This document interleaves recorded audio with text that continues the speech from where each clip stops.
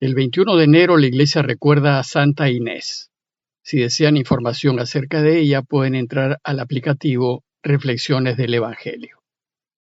El viernes de la segunda semana del tiempo ordinario, el Evangelio que toca es el de Marcos 3, 13 al 19. En aquel tiempo Jesús, mientras subía a la montaña, fue llamando a los que él quiso y se fueron con él. A 12 los hizo sus compañeros para enviarlos a predicar con poder para expulsar demonios. Así constituyó el grupo de los 12.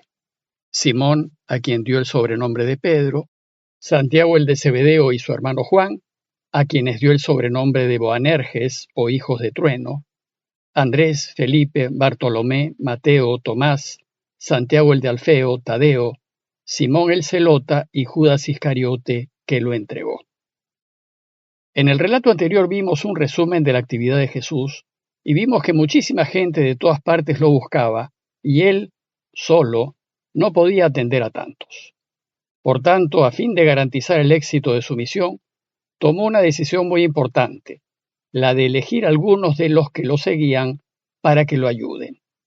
Y el relato de hoy nos presenta el resultado de tal elección.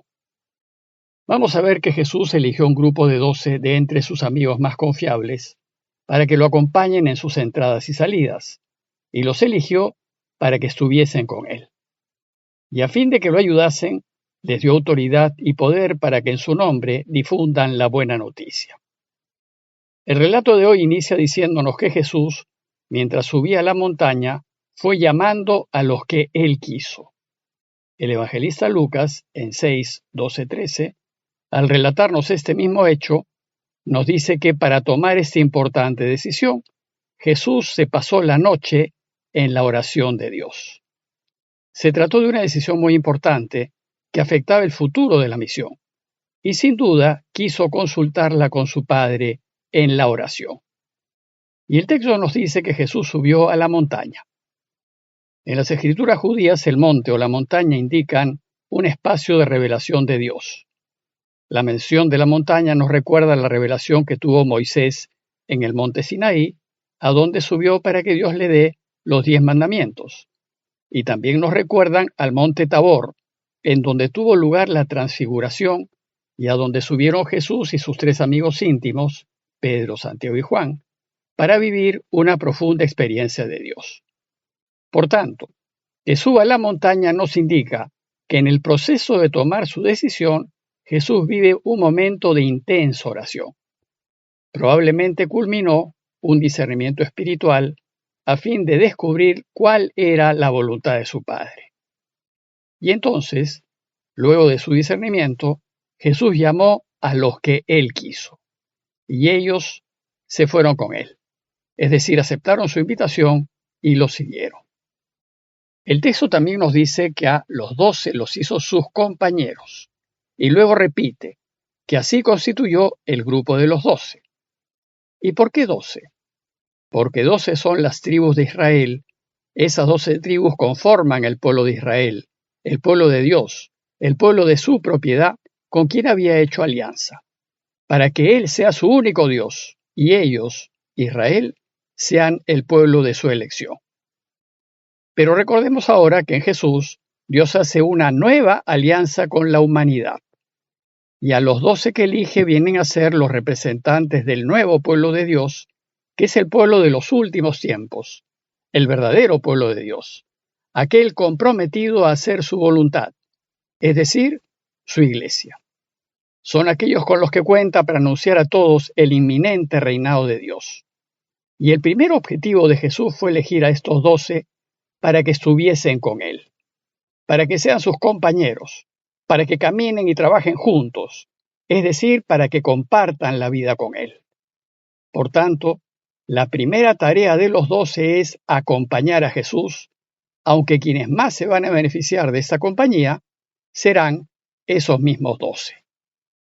El segundo objetivo de su elección fue para enviarlos a predicar, dice el texto.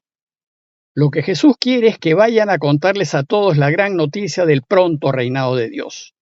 Es decir, para que continúen con el anuncio del reinado de Dios y lo expandan. Pero además, El texto dice que los envía con poder de expulsar a los demonios. Los demonios son lo opuesto a Dios.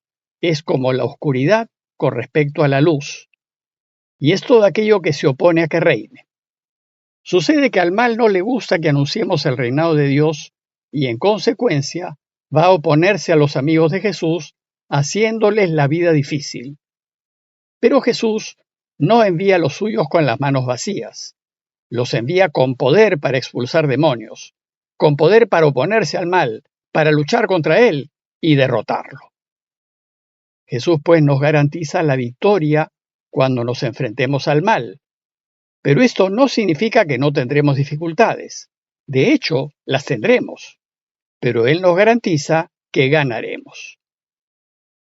Luego Marcos nos da la lista de los 12 que eligió y dice que estos fueron Simón, a quien dio el sobrenombre de Pedro, Santiago el de Zebedeo y su hermano Juan, a quienes dio el sobrenombre de Boanerges o hijos del trueno, Andrés, Felipe, Bartolomé, Mateo, Tomás, Santiago el de Alfeo, Tadeo, Simón el Zelota y Judas Iscariote, el que lo entregó. Esta lista de Marcos se diferencia ligeramente de otras listas de los 12 que aparecen en el Nuevo Testamento. Sin embargo, en todas, Pedro siempre está a la cabeza de la lista, y en todas las listas el último lugar siempre es para Judas, el traidor. La lista aquí en Marcos se divide en 3 grupos. El primer grupo es de 3 discípulos, Pedro, Santiago y Juan. Ellos fueron los más cercanos a Jesús, los íntimos, los primeros llamados, y solo a ellos Jesús les pone sobrenombres, tal vez como muestra de especial cercanía y afecto. Y con ellos 3, Jesús compartirá los momentos más importantes de su vida. El primero de la lista es Simón, a quien dio el sobrenombre de Pedro. Pedro, en griego, significa piedra, y en arameo se dice Cefas o Kefas, que significa roca. Tal vez Jesús lo llamó piedra para indicar la solidez de Pedro, aquel en quien uno se puede apoyar con seguridad, pero también podría indicar dureza u obstinación. De lejos, Pedro fue su mejor amigo, el preferido, y a quien hizo cabeza de su iglesia. El segundo de la lista es Santiago, el hijo de Zebedeo, y el tercero es su hermano Juan. A estos 2 les dio el sobrenombre de Boanerges, que significa hijos del trueno, tal vez por su carácter impulsivo e impositivo, y tal vez violento. Y luego viene un segundo grupo de 7 discípulos que son la mayoría. Ese segundo grupo está liderado por Andrés, el hermano de Pedro, y está compuesto por gente de clase trabajadora y clase media campesina, dueños de pequeños negocios, de pesca por ejemplo, o empleados como Mateo o Leví. Ese grupo representa a los muchos judíos anónimos que siguieron muy de cerca a Jesús, y está conformado por discípulos de una gran diversidad cultural e ideológica. Algunos, como Andrés y Felipe, parecen haber sido más de cultura griega y por tanto de pensamiento y costumbres bastante más liberales que los otros, que eran de cultura hebrea. En cuanto a ideología, algunos fueron prorromanos, como Mateo el publicano, que de hecho fue un funcionario romano. Y la mayoría de los otros seguramente fueron más conservadores y antirromanos. Y el tercer grupo solo incluye a 2 discípulos, Simón el Zelota y Judas Iscariote, tal vez porque fueron los más complicados. Muy poco se sabe de ellos. El primero, Simón el Zelota, fue originario de Caná de Galilea.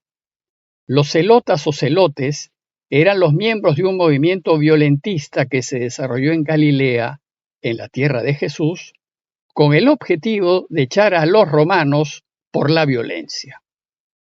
Simón no dejó la comunidad, así es que hemos de suponer que se convirtió al camino no violento de Jesús, que es el único camino válido para realmente cambiar el mundo. El último fue Judas, el hijo de Simón Iscariote. A Judas siempre se le nombra en último lugar porque fue el traidor. Probablemente el nombre Iscariote se refiera a un lugar o un pueblo no identificado. Pero otros relacionan Iscariote con sicario y proponen la tesis de que pudo haber sido también Zelota, lo que podría explicar por qué lo traicionó. Según Juan, Judas fue el tesorero de la comunidad de Jesús, aquel que tenía la bolsa, Juan 13:29, y el que llevaba las cuentas. Bueno, pues estos dos últimos apóstoles representan a aquellos miembros de la Iglesia cuyo interés no es Dios, sino ellos mismos. Representan a aquellos que se mueven en la Iglesia y la sociedad, buscando fines distintos a los del reinado de Dios, y utilizan a la Iglesia para estos propósitos.